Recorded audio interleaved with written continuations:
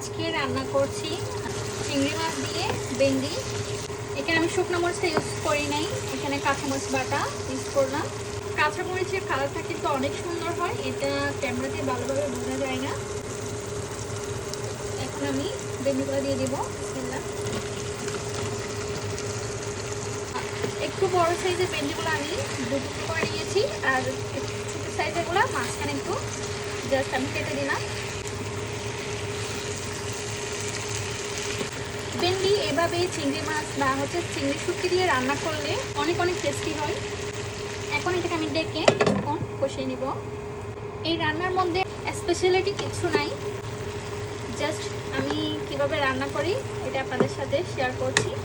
আর এখানে আমি মশলার মধ্যে ইউজ করেছি হলুদের গুঁড়া, ধনিয়ার গুঁড়া, জিরার গুঁড়া আর কাঁচামরিচ বাটা, দেন লবণ তো অবশ্যই ইউজ করতে হবে। এখন আমি পরিমাণ মতো পানি দিয়ে দিব।